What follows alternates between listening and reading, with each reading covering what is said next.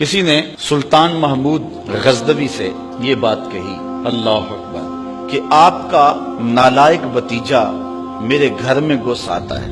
یہ بات کسی بڑھیا نے کہی حضرت سلطان غزنوی سے کہ آپ کا نالائق بھتیجا میرے گھر میں گھس آتا ہے اور میری بیٹی جوان ہے، بس اس کے آگے میں کچھ نہیں کہنا چاہتی۔ تو حضرت نے فرمایا کہ جب وہ بدبخت دوبارہ تمہارے گھر میں آئے تو مجھے فوری اطلاع کر دینا، اور اپنا خصوصی کوئی کوڈ ورڈ دیا کہ جب اس کے ساتھ تو آئے گی تجھے کوئی میرے تک پہنچنے میں رکاوٹ نہیں بنے گا، تو پھر میں انصاف کے تقاضے پورے کروں گا۔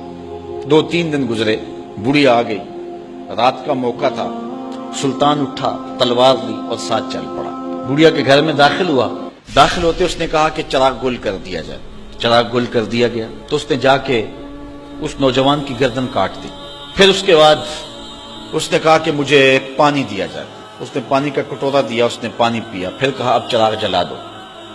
جب چراغ جلایا گیا تو اس نے لاش کو دیکھا اور کہا الحمدللہ۔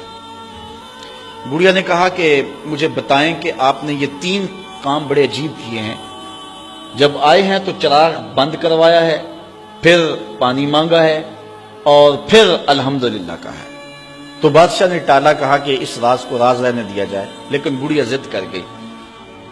تو بادشاہ نے کہا سنو کہ تم نے کہا تھا کہ آپ کا بھتیجا ہمارے گھر میں گھس آتا ہے اور میری بیٹی جوان ہے، تو جب میں تمہارے گھر داخل ہوا تو میں نے چراغ اس لیے بجھوا دیا تھا کہ کہیں عدل کے تقاضے پورے کرنے میں رکاوٹ نہ بنے اور بھتیجے کا چہرہ مجھے انصاف کرنے سے روک نہ دے، تو میں نے اس لیے چراغ بجھوا دیا۔ کہا بات سمجھ آ گئی۔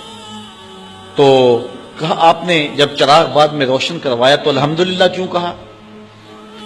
کہا کہ میں اس دن سے پریشان تھا کہ میرا خون اتنا گندا ہو گیا کہ بادشاہ کا بھتیجا ہو کے ایک بڑھیا کے گھر میں جا کے یوں زیادتی اور ظلم کرتا ہے، لیکن جب چراغ جلا روشن ہوا تو وہ میرا بھتیجا نہیں تھا، وہ کوئی اور تھا، صرف ہمارا نام استعمال کرتا ہے۔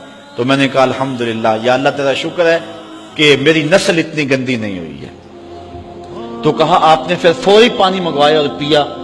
بادشاہ نے کہا بڑھیا یہ راز رہنے دو، یہ نہ پوچھو۔ بڑھیا ضد کر گئی کہ نہیں مجھے یہ بھی بتاؤ۔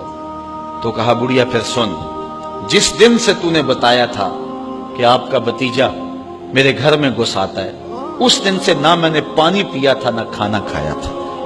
میں نے کہا تھا جب تک ظالم کو کیفر کردار تک نہیں پہنچا دیتا اتنی دیر تک نہ کھانا کھاؤں گا نہ پانی پیوں گا۔ اب ظلم کا انجام تو نے دیکھ لیا، اب میرا اتنا حق تو بنتا تھا کہ 2 گھونٹ پانی کے پی لو۔ تو آج نام بھی تو انہی کا باقی ہے، آج ذکر بھی تو انہی کا باقی ہے۔